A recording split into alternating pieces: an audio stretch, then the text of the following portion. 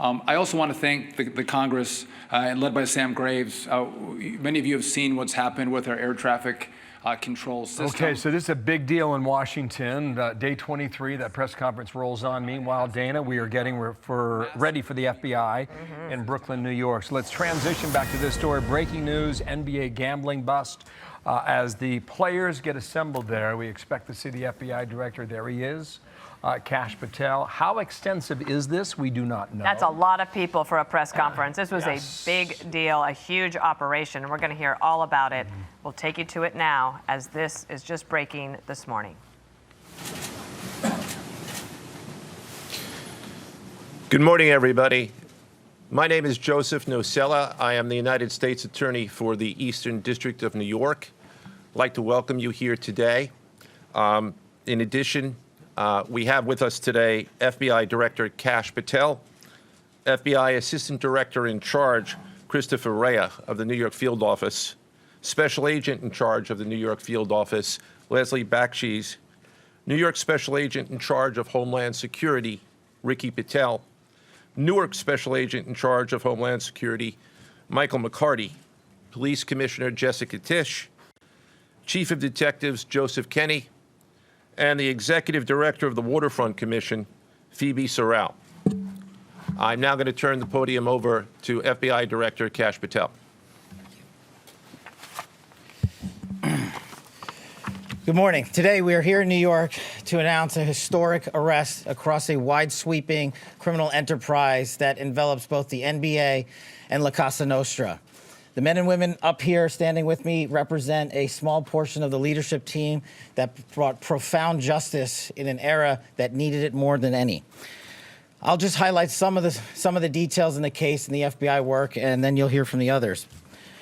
But as you now know, individuals such as Chauncey Billups, Damon Jones, and Terry Rozier were taken into custody today, former, current NBA players and coaches. What you don't know is that this is an illegal gambling operation and sports rigging operation that spanned the course of years. The FBI led a coordinated takedown across 11 states to arrest over 30 individuals today responsible for this case, which is very much ongoing. Not only did we crack into the fraud that these perpetrators committed on the grand stage of the NBA, but we also entered and executed a system of justice against La Cosa Nostra to include the Bonanno, Gambino, Genovese, and Lucchese crime families. And you'll hear more about those details today. The charges and the arrests that were taken down across this country range from wire fraud, money laundering, extortion, robbery, illegal gambling. This FBI will leave no room for any perpetrator of crime across this country. You hear a lot about our work of defending the homeland and crushing violent crime. Well, this work is also representative of a colossal portion of the FBI's mandate to keep America safe and to keep our entertainment industry fair and secure. The men and women that are standing up here today worked tireless hours, days, months, and years. And the fraud is mind-boggling. It's not hundreds of dollars. It's not thousands of dollars. It's not tens of thousands of dollars. It's not even millions of dollars. We're talking about tens of millions of dollars in fraud and theft and robbery across a multi-year investigation. And we could not have done it without our interagency partners that are before us today. The NYPD, HSI, and teams of law enforcement officials from around the country made this day possible. It takes a team to bring this kind of justice, sweeping justice, into the halls of the United States courtrooms, where our brave United States attorney has led this prosecution. It takes courageous prosecutors to stand before you and say, we will not allow this kind of illicit activity to happen, not only at the national sporting level, but also where it hides in La Cosa Nostra. And when these two collided together, they perpetrated a fraud that is historic in terms of not just money, but the scheme and the deceit that they utilize to steal and swindle people for money, to include crypto fraud. This is an operation that showcases to you that under President Trump's administration, there is no room for any type of criminal behavior, be it on the world's largest stage or in the back rooms of tiny parlors where card games are being played. We are proud to stand here today with the men and women of the FBI and this legal team. And to the United States Attorney, I just want to thank you personally for taking the time to display the work that the media is about to hear about today in detail. As I said, it does take courageous prosecutors, but it takes a courageous United States Attorney to bring this case, because we are going to take heat for it. But we don't shy away in this administration. We don't say no. What we do is we bring the results across the finish line. We bring them to the public. We bring you accountability. And yes, they will have their day in court, and you will hear the evidence through the court system exclusively. We will not deny anyone of due process. And that's the brilliance of this system. That's the brilliance of this administration. Everyone will be held to account. So with that, I turn it over to United States Attorney Nocella. Thank you. Thank you, Director Patel. To be clear, we're announcing today indictments in two major cases, both involving fraud. One involves sports betting, and the other involves illegal gambling, very specifically rigged poker games. The first indictment involves 6 defendants who are alleged to have participated in one of the most brazen sports corruption schemes since online sports betting became widely legalized in the United States. This scheme is an insider sports betting conspiracy that exploited confidential information about National Basketball Association athletes and teams. The second indictment involves 31 defendants alleged to have participated in a nationwide scheme to rig illegal poker games. These defendants, which include former professional athletes, used high-tech cheating technology to steal millions of dollars from victims in underground poker games that were secretly fixed. The games in the New York area were backed by the Bonanno, Gambino, and Genovese crime families of La Cosa Nostra. While the cases are separate, there are 3 overlapping defendants charged in both cases: Damon Jones, Eric Ernest, and Shane Hennon. The indictments in these cases contain only allegations, and the defendants are presumed innocent until they are proven guilty in a court of law. But my message to the defendants who've been rounded up today is this: your winning streak has ended. Your luck has run out. Violating the law is a losing proposition, and you can bet on that. First, I would like to talk about United States versus Ernest, the NBA basketball gambling case. The defendants in this case are Eric Ernest, Marvez Farley, Shane Hennon, Deniro Laster, Damon Jones, a former NBA player and coach, and Terry Rozier, a current NBA player. Other co-conspirators were previously charged for their roles in the scheme, including former NBA player Jontay Porter. Between December 2022 and March 2024, these defendants perpetrated a scheme to defraud by betting on inside, non-public information about NBA athletes and teams. The non-public information included when specific players would be sitting out future games, or when they would pull themselves out early for purported injuries or illnesses. They relied on corrupt individuals, including Jones and Rozier. They also misused information obtained through long-standing friendships that they had with NBA players and coaches. And in at least one instance, they got their information by threatening a current player, Porter, because of his pre-existing gambling debts. Defendants used this non-public information to place hundreds of thousands of dollars in fraudulent bets, mostly in the form of prop bets on individual player performance. The bets were placed through online sports books and also in person at casinos. The defendants relied on a network of straw bettors to place the maximum amount of bets to increase their potential profits. Most of these bets succeeded, and the intended losses were in the millions of dollars. The defendants then laundered their illegal winnings in various ways: peer-to-peer platforms, bank wires, and simple cash exchanges. The indictment details specific examples where the defendants profited from illegal gambling and illegal betting on various NBA games about the performance of players on, among other things, the Charlotte Hornets, the Portland Trail Blazers, the Los Angeles Lakers, and the Toronto Rangers. Each defendant in the NBA basketball gambling case has been charged with conspiracy to commit wire fraud and conspiracy to commit money laundering. Now, I would like to turn to the other case, United States versus Aiello, the rigged poker game case.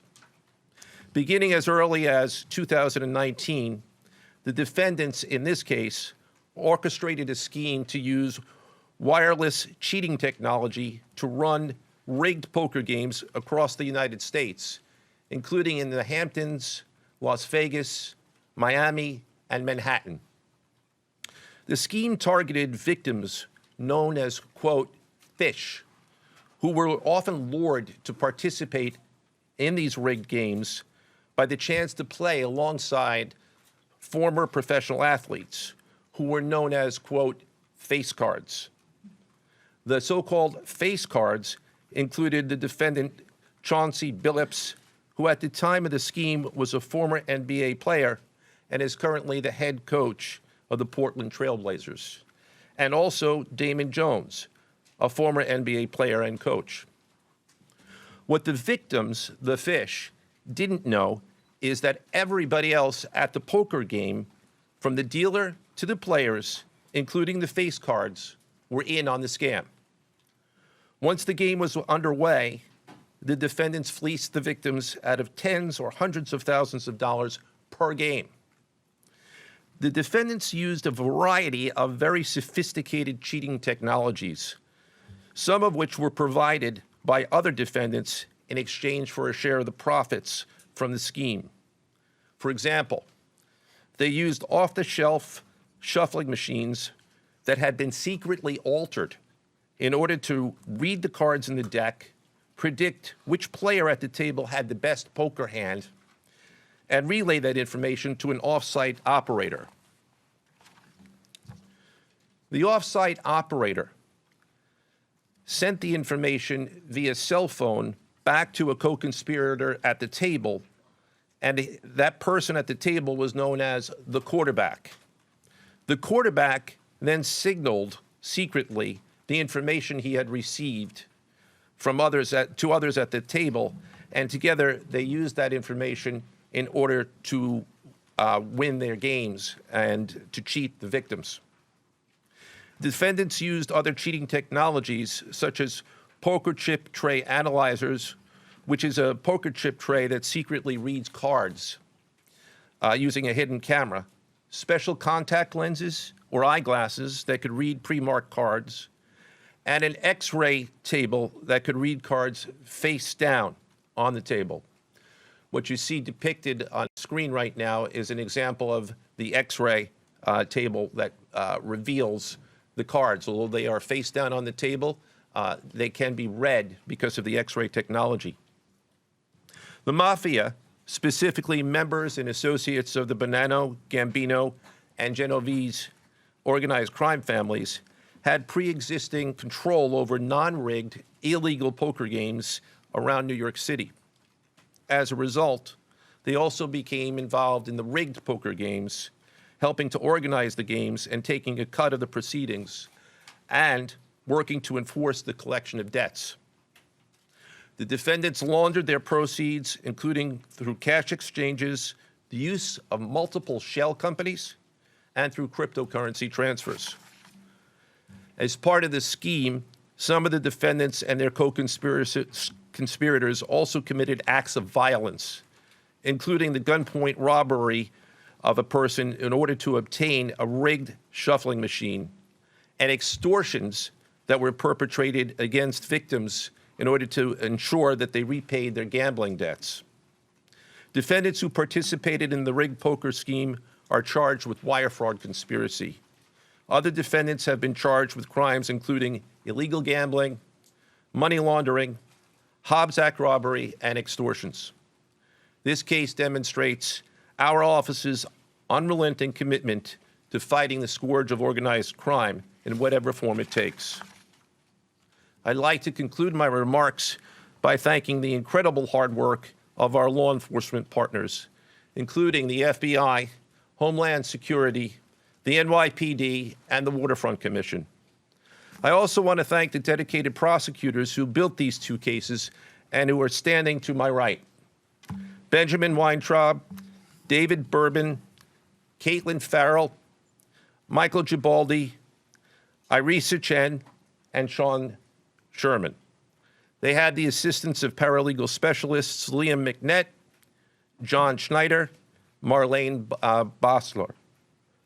Also deserving of our thanks because of their outstanding investigative work on the NBA case are FBI Special Agents Russell Lantier, Dominic Mariani, Amy Giaroso, Shane Wilkins, and Supervisory Special Agent Luke Hardison. On the rigged poker game scheme, outstanding work was performed by FBI Special Agents Thomas Cribbin, Jeff Boriola, Jonathan Corona, Alexander Silverman, Amy Campanaro, and Supervisory Special Agent Michael Malahi, as well as NYPD Task Officer James McCullough, and from Homeland Security, Supervisory Special Agent Charles Freund, and from the Waterfront Commission, Detective Paul Shimborski. Finally, I want to note that the investigations in both cases are ongoing, and we encourage anyone with information about either scheme to please contact the FBI.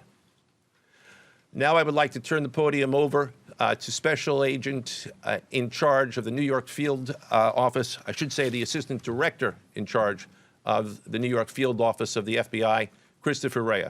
Chris?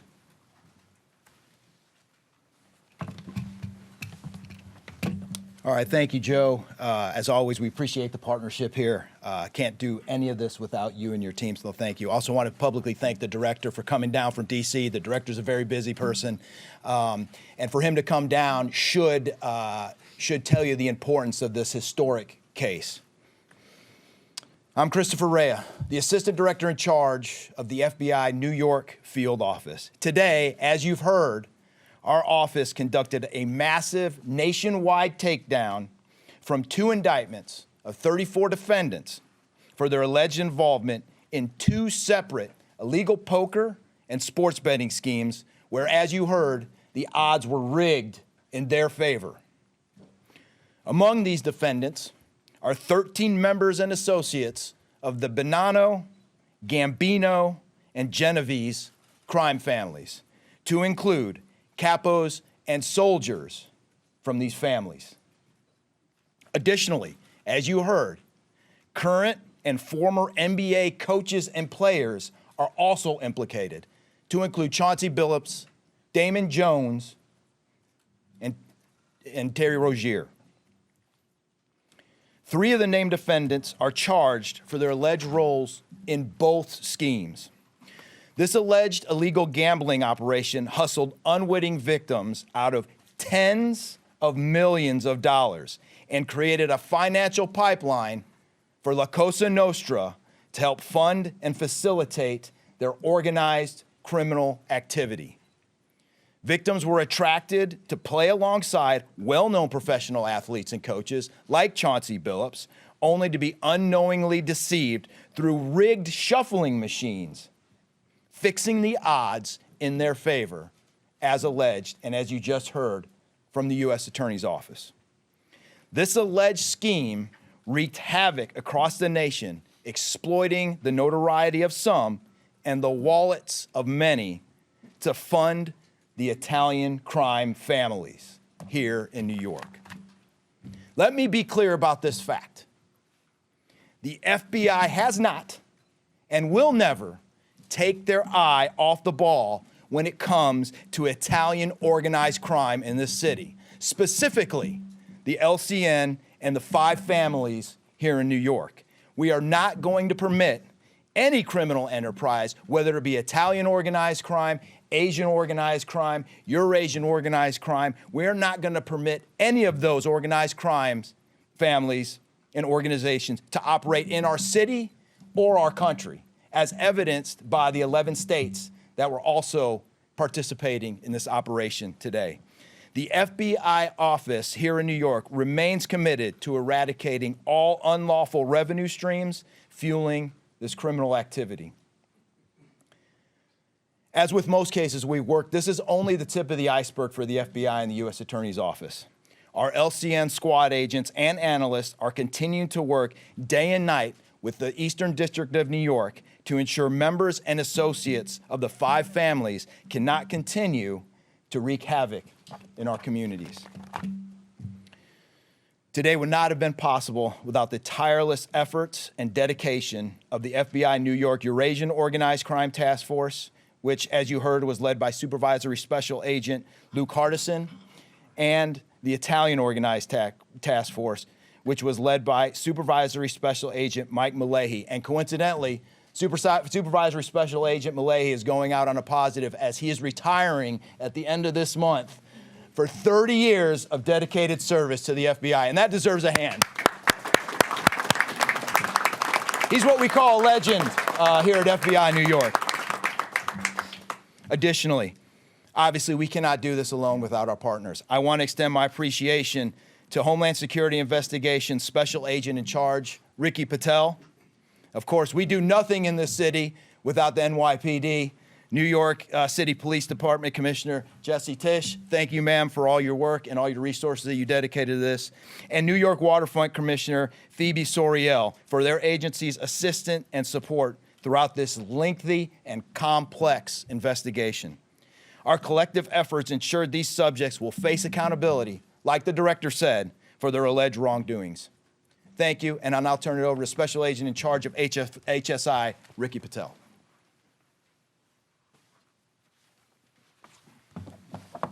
Thanks, Chris.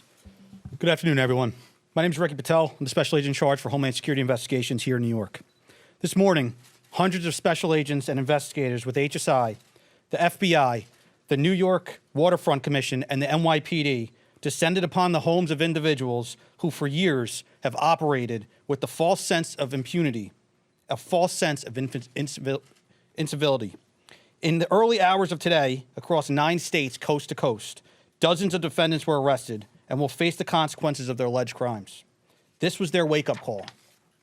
With the alleged involvement of 3 La Cosa Nostra crime families, 1 NBA head coach, a Hall of Famer, no less, and former NBA players, the years of investigative work that culminated with this morning's operation seem reminiscent of a Hollywood movie. But this wasn't luck, and this wasn't theatrics. This was an evidence-driven, relentless, and unified effort among law enforcement. Through what we have dubbed Operation Royal Flush, HSI New York, along with our task force personnel from the Waterfront Commission, first uncovered this scheme more than 4 years ago. Agents and investigators dedicated countless hours and sleepless nights in identifying the criminal network, dissecting communications and patterns, and following the money with precision.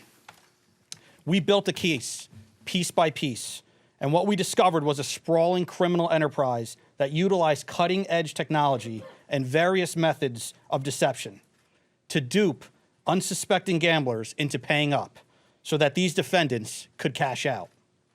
As alleged, this sophisticated conspiracy cheated victims out of at least $7 million and placed the public and the defendants alike at risk.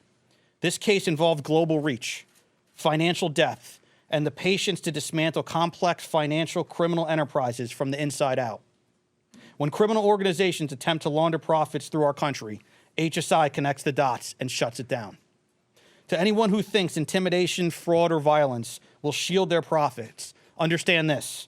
If you are exploiting our communities, expect HSI and all of our law enforcement partners at your door. I would like to thank all our partners here today.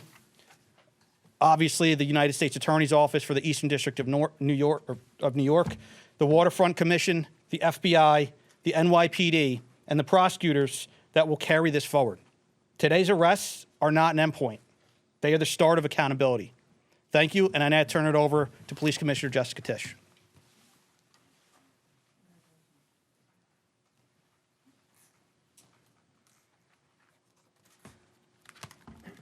Good morning. Thank you to Director Patel, Assistant Director Rhea, and U.S. Attorney Nocella. What we're announcing today is not just another takedown. It's the result of more than 2 years of coordinated investigative work by the NYPD's Joint Organized Crime Task Force and the FBI. 2 cases that exposed criminal networks led by 34 individuals who believed the rules did not apply to them. They hid behind layers of complexity, behind money, and behind influence, believing those things would shield them from accountability. The first case, Operation Nothing But Bet, exposed a gambling ring built around professional basketball, where players and associates allegedly used inside information to manipulate prop bets on major sports betting platforms.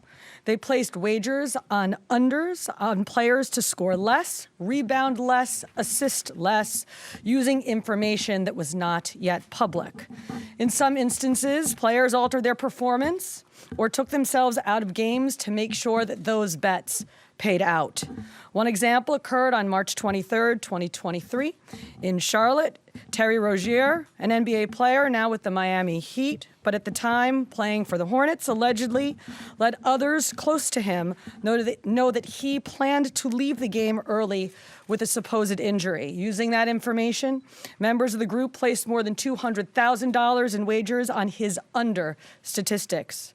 Rozier exited the game after just 9 minutes, and those bets paid out, generating tens of thousands of dollars in profit. The proceeds were later delivered to his home, where the group counted their cash. As the NBA season tips off, his career is already benched, not for injury, but for integrity.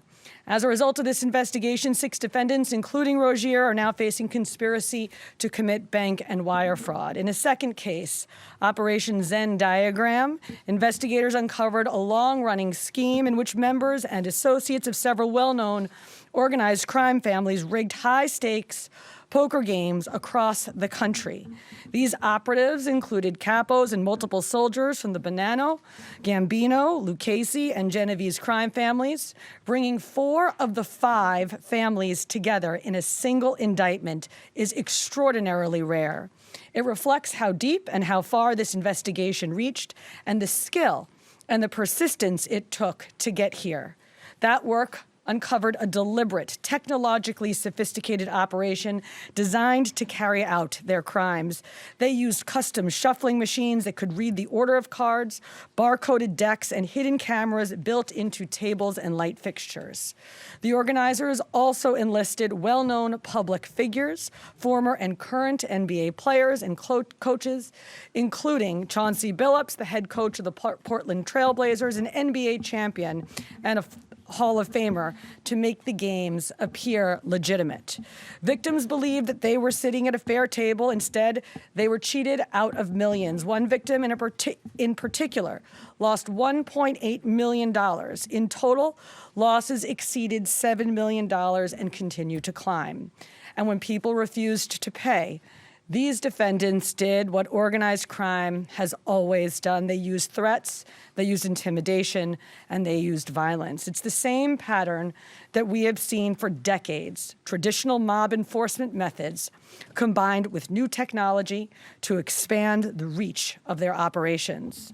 Now, with the unsealing of today's indictment, 34 individuals are facing charges, including robbery, extortion, money laundering, wire fraud, bank fraud, and illegal gambling. I want to commend the outstanding work of our detectives from the Joint Organized Crime Task Force and their dedication to these cases, especially Captain Ruben Pagan, Sergeant Chris McGuire, Detective Alexander Creamer, Detective James McCullough, and of course, our Chief of Detectives, Chief Kenny. As part of these investigations, our members recovered and reviewed thousands of hours of video, conducted extensive surveillance on illegal gambling locations across the city, and executed more than 24 search warrants on electronic records that revealed the true extent of this conspiracy. Once again, the work of our detectives, together with the FBI and the U.S. Attorney's Office, closed those gaps before they could widen further. The NYPD is proud to stand with each of you today as these cases represent the kind of partnership that defines modern law enforcement agencies, sharing intelligence, coordinating resources, and moving as one team. Thank you.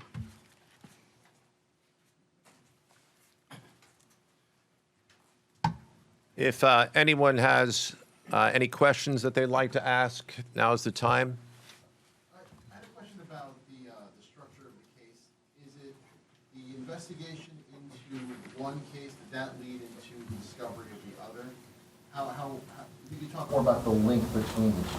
I'm not at liberty to discuss either the background of the investigation itself or the investigation as it continues. So I'm afraid I can't really explain to you other than the fact that both cases have been unsealed today, and there was an overlap that has been discussed already with respect to certain of the defendants. Yes. Jonte Porter claimed that he had a gambling addiction. Did Rozier or Billups or David Jones claim the same thing at all? With respect to any allegations or defenses that have been made by any of the defendants, they will have their opportunity to present them in court. We're not here to air those at this time or to discuss them. Yes? You said the investigation is still ongoing. There seem to be several players referenced in the indictments, some that may have potentially passed on information. Is there the possibility of future arrests of NBA players in connection to the sports gambling operation specifically? As I said, I can't discuss ongoing investigations. The investigation is ongoing, which by definition means that there will be further evidence uncovered at a minimum, and there's always that possibility. But I can't comment any further with respect to that. Yes? Thank you. Director Patel, you had said in your comments, we're going to take heat for this case. Why do you say that, and what efforts might you take to counter that? It's not popular to go after some of the defendants that we went after today, but justice is served blindly. And how do we countermand that? Simple. The unsealing of these indictments today shows the force of the Department of Justice and our great Attorney General and the leadership that we have at the FBI and the team here to specifically mete out justice. And look, let's not, mince words. This is the insider trading saga for the NBA. That's what this is. That's why we are going to take heat. But as the evidence comes out, as the indictments are unsealed, you will see the extensive work these men and women put in, countless hours over years, and that's how we countermand it. Director Patel, so the dates of these indictments that they were filed are October 9th and October 16th. Can you talk about the timing of moving in now? Why now? We will not publicly discuss the timing of when we do takedowns. I will only say that we do takedowns in a coordinated fashion with our law enforcement partners and the U.S. Attorney at the appropriate time to make sure that we ensure the integrity of the investigation, as the United States Attorney said, an investigation that is very much ongoing. Director Patel, you said insider trading for the NBA. What are the implications of this case for other sports leagues and for the legal gambling industry in general? Simple. If you're participating in the legal gambling industry, you got nothing to worry about. If you're participating in illegal conduct, you got everything to worry about, and this case shows it. Did the illegal conduct cross with the legal sports betting platforms in any capacity? And if so, is that the search warrants that the police commissioner just referenced? I'm not sure I quite understand your question. You're asking if the illegal conduct... If it crossed with, like, the sports betting industry, or the online sports betting industry in any capacity? The sports books themselves are victims in this case. They themselves did not, as far as our investigation has concluded, they did not perpetrate anything unlawful. Are you able to say which sports books or online outlets they use to make these bets? I'm not going to respond to that at this time, but that information will be made public. Yes? Can you identify the access point where these co-conspirators were able to recruit these, famous people to partake in the schemes? When you say the access point, They were able to recruit them? I'm not sure which case you're referring to. Both. So Rozier, how he was recruited, Damon Jones in the NBA scandal, and then Billups for the poker game. We're not at liberty to say that at this time. That will be revealed in due course. Did Yes. you know he was being... What is your question, sir? Hey, thanks for being here. You just said that the sports books themselves are the victims, at least in the indictment involving Terry Rozier and others. They're among the victims. Okay, but those companies make, as we all know, they make a crazy amount of money off of a lot of everyday Americans make bets and mostly lose them. Are you concerned with a jury potentially not being sympathetic in a case where the victims, as you say, are these multi-million or billion-dollar gambling companies? Let me repeat that all of the defendants themselves are presumed innocent. We believe that at a trial, when they have the opportunity to present their defenses, if they chose, because they're not required to, we will come forward with the evidence to demonstrate their guilt. Yes? I'm sorry. Did the NBA cooperate with this investigation at all? The answer to your question is yes, the NBA has cooperated with the investigation. Yes, sir. There's been a reason to believe there's an associated college basketball element to this. Can you confirm that, or is there another investigation or a part of this investigation that will affect college basketball? The investigations that we announced today did not involve college basketball. Last question. Yes. There was an emphasis on the Italian crime presence, organized crime in New York. Can you give us a sense of the strength and status of Italian organized crime in New York right now? No, I'm sorry. That would be a question that goes beyond what we're here to discuss today, which is these two indictments. Thank you.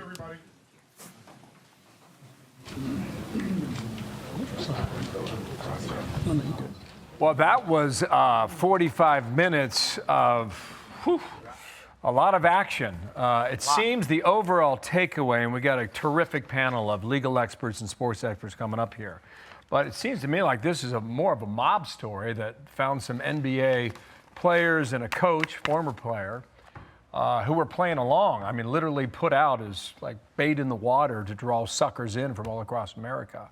But millions of dollars involved. What'd you think?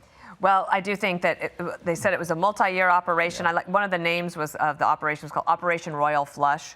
Sometimes they get kind of creative there. I thought Christopher Raya, who is the deputy director, I can't remember his exact title, the way he laid it all out was very impressive. And clearly, they had great coordination. They had no leaks, and this is a story, this is one for the ages. And we have great guests for you. Clay Travis, Donna Rotuno, former FBI supervisory agent James Gagliano, and Jim Gray. Thank you all for being here. Donna, let's maybe just go to you first on the legal front, since you were there right before this press conference. What did you take away? Big surprises? Anything?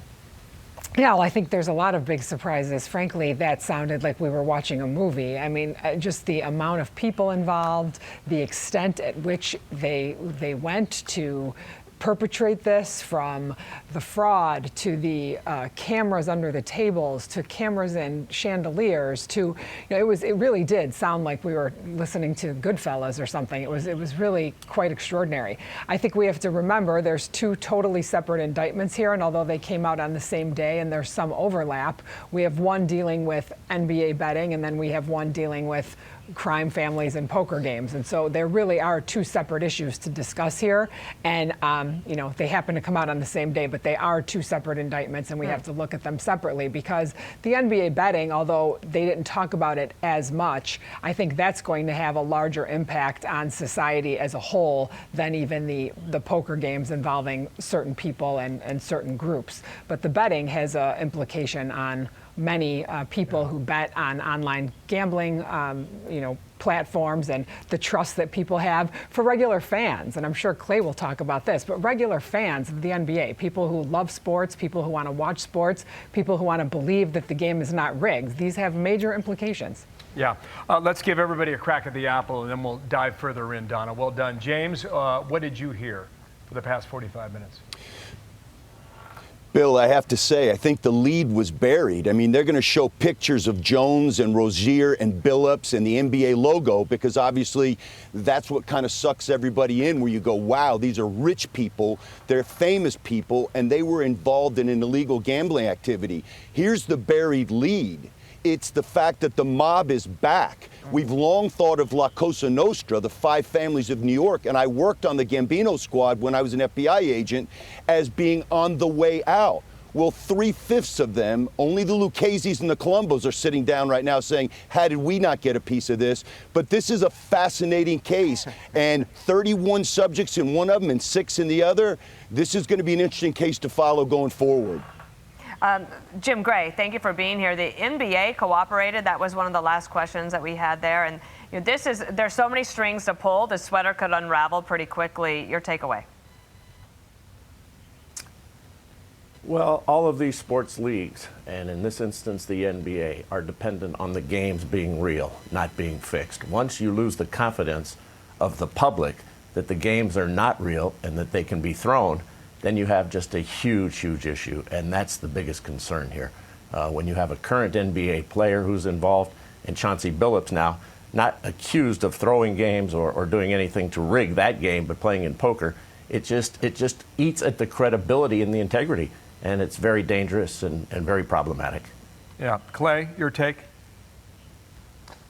2 things. One, I bet there's some guys watching us right now who said, I knew I wasn't that bad at poker, I mean, the details here. This sounds like, I think Donna said it, a Hollywood movie in the rigged nature of the way the mafia was taking advantage of these guys. I mean, I jotted down, they called the quarterback, the guy sitting at the table who was signaling cards.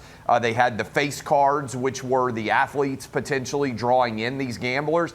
And then in particular, Jess Tisch, who was with the New York Police Department, signaled out Terry Rozier. I jotted this down, guys. Told everybody he was going to leave the game early, left after 9 minutes. $200,000, she said, was wagered on the under. That is, that he's not going to be able to achieve whatever the prop bets were on that particular game. And then she said the proceeds were delivered to his house where they counted the cash. Now, $200,000, guys, sounds like a lot of money to normal people. He's making $26.6 million this year, Rozier is. He's made in his career $160 million. This is mind-numbingly stupid. He may be in prison for years now, but the dollars at stake here are a pinprick of what he made almost per game.